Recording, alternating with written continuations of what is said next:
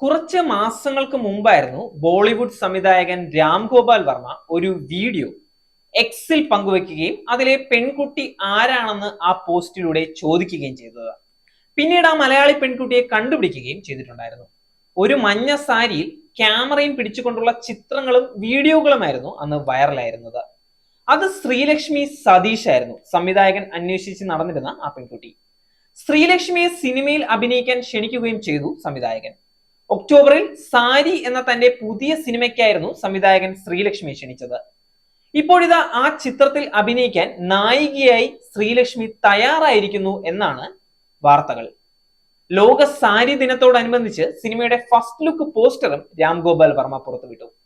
ആഘോഷിന്റെ ആദ്യ സംവിധാന സംരംഭമായ ഈ ചിത്രം RGVയും RV ഗ്രൂപ്പും ചേർന്നാണ് നിർമ്മിക്കുന്നത്. 5 ഭാഷകളിലായാണ് ചിത്രം റിലീസിനെത്തുന്നത്. കൂടാതെ സിനിമയിലേക്ക് അരങ്ങേറ്റം കുറിക്കുന്ന ശ്രീലക്ഷ്മി തന്റെ പേരും മാറ്റിയതായി രാം ഗോപാൽ വർമ്മ വെളിപ്പെടുത്തി.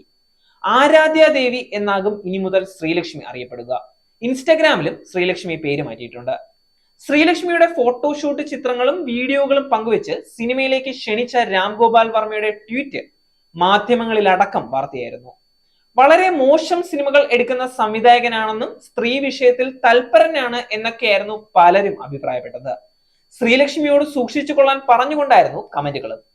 ഇതിനെ ശ്രീലക്ഷ്മി തന്നെ മറുപടിയുമായി രംഗത്ത് വന്നിട്ടുണ്ടായിരുന്നു. രാം ഗോപാൽ വർമ്മ തന്റെ ഇൻസ്റ്റഗ്രാമിൽ പങ്കുവച്ച വീഡിയോ എല്ലാം തന്റെ സമ്മതത്തോടെയാണെന്നും ഒരു വാക്കുപോലും മോശമായി പറഞ്ഞിട്ടില്ലെന്നുമായിരുന്നു ശ്രീലക്ഷ്മി വ്യക്തമാക്കിയത്. സിനിമയുടെ കഥ ഇഷ്ടപ്പെട്ട് തനിക്ക് ചേരുന്ന വേഷമാണെങ്കിൽ അഭിനയിക്കും എന്നും ശ്രീലക്ഷ്മി മുൻപ് പറഞ്ഞിട്ടുണ്ടായിരുന്നു.